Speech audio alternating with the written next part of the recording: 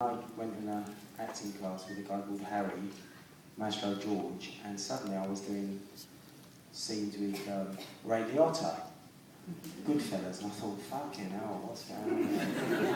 Because it doesn't matter how big you are, these guys are serious, you know.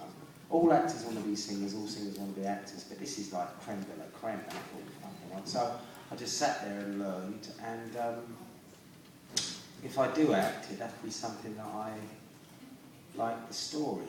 You know, E.T.'s a great story. I wouldn't want to fucking play E.T. It'd have to be something that, you know. The thing about Harry was, he was anti-methodology, anti this kind of method, you know, studio. Hey man, if I want to be a junkie, I've got to become a junkie. No, just. Olivier said, acting is a child's game. I pretend I'm Hamlet. Any other questions? Ask something about fucking me. Go on. Alright, you with the turban. You know Picasso? Yeah, no, I don't. Oh, Picasso is... Where did that come from?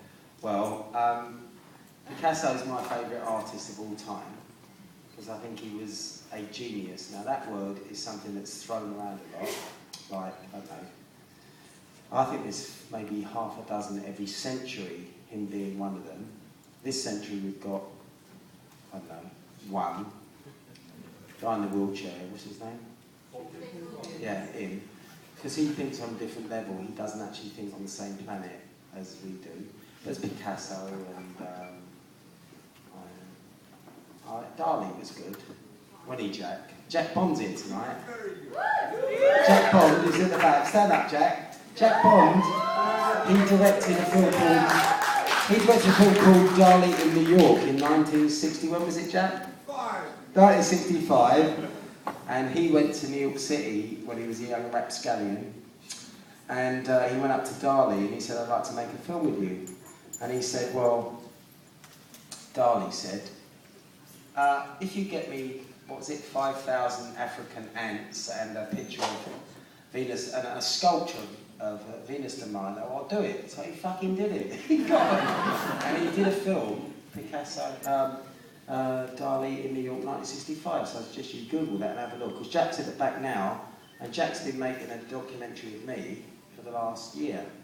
And he's got, you know, about 18 of this little concert on the building of this. We're going to do a thing, you know, the making of the Blue Black is our character. So don't believe that all these other people are coming out. We'd like to make a documentary, would you? A bit fucking late.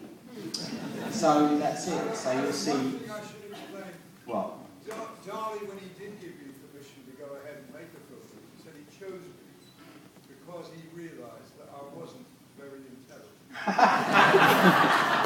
Well, that's the basic qualification of being involved in the music industry. Any other questions? Yes. So when's that going to be released, Alan?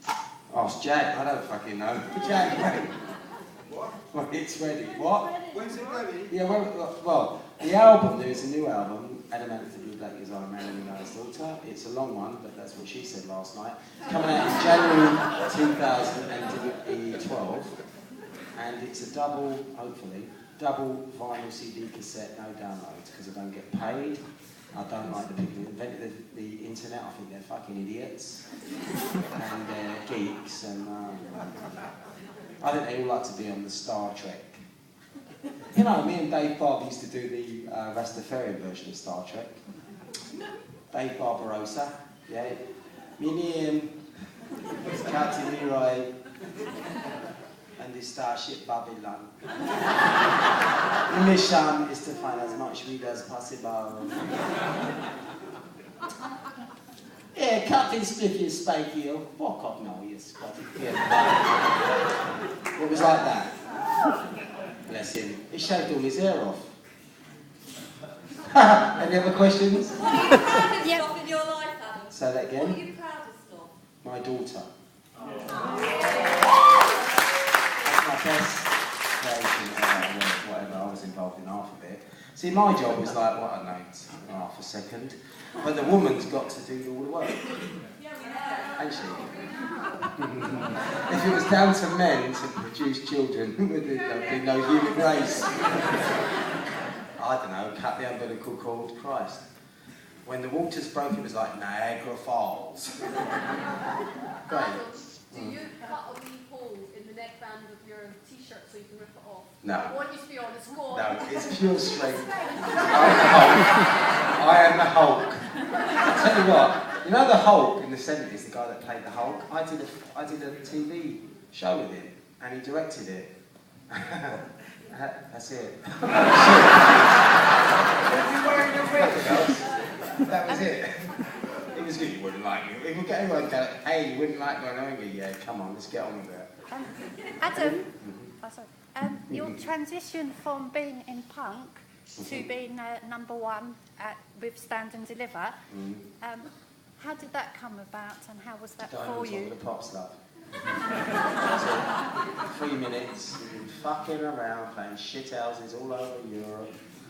No one wanted us in England, went to Berlin, West Germany, France, Belgium, everywhere. And you're playing it, and yeah, it was good. We did our best, but 3 minutes on top of the pops, night and day, suddenly my mum said, oh, that's a good idea. And then it was work, you know. Adam, did you ever get asked to do the tune? I didn't, well, I don't like that. I have a problem when they go north of like Watford Gap. Or it's nothing, there's some good people up north, like Jarvis, the Human League, you know, Buzzcocks, but I don't really want to get into, you know what I mean? See, I don't know, the Darwin had this theory, right?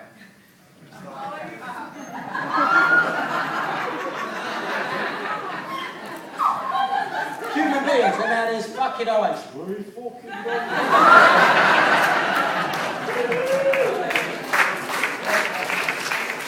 See, I don't like people with no style, talent, monobrows, mouthy, nothing to back it up with. I guess I just don't like Neil Gallagher, he's a fucking idiot. His brother's alright. His brother looks like a Thunderbirds puppet. But fuck off back to Manchester. If you want to fight, fuck off, you lose. Anyway, next question. Adam, Yeah. fond memories of Malcolm McLaren. Yeah, Malcolm was a genius, that word genius, and when I would say genius, Malcolm pretended he had to play it down, to play down his intelligence because he knew no one could fucking understand it. He knew more about music and he put me through a boot camp really. He's saying, well, he listened to every single word of Dirt, Wears White Socks. He said, what's that about? I said, futurism. Okay, good. What's that about? Oh, it's about someone come from outer space and have an egg on his, yeah, okay, fine. He said, well, look, this album, it's a good record if you're Neil Young. If you're in your 20th album, you're a multi-million living on a yacht. He said, but what do you want? You want to be a pop singer or be, I don't know, the fucking Cure or something, I don't know. And he said, well, you'll be a pop singer, mate. You've got muscles, you look good, get fucking on with it. Then he sent me to the singing classes with Tony Debret in Muswell Hill. Red leather, yellow leather, red leather, yellow. And I'm like, red leather, yellow. And John Rotten had been there a year before. So, you know, he was like, there's a film called Espresso Bongo, which Silver Sims is in, or did I play with. And if you look at the Lawrence Harvey character, I think it's half spiv, half intellectual. Malcolm played down his intelligence because he had to. And when we did the boat, I was on the boat trip, Sex Pistols, and Malcolm had the living shit beaten out of him when he came off. I heard the cops saying, get McLaren, and fuck me, did they? And Malcolm was tough. And God bless him, he's dead. And as a dedication to him and little Matthew Ashman, and the lady who helped me with the makeup on Prince Charming, who sadly passed away recently. So there's three people gone, and you know, there ain't many left. Thank you. So Persuasion will come out. I own it now. Yeah. And I will bring it out. There's no reason on God's earth not to bring that. What happened was I made it. I was living in LA. I I worked with Larry Blackman of Cameo, but the great Bernard Edwards of Sheep, who's sadly dead. And it's great. It's a great record. And I don't put out shit records, otherwise I wouldn't be here, really. And he, you know, some A&R guy from London came to LA and he was, I don't know,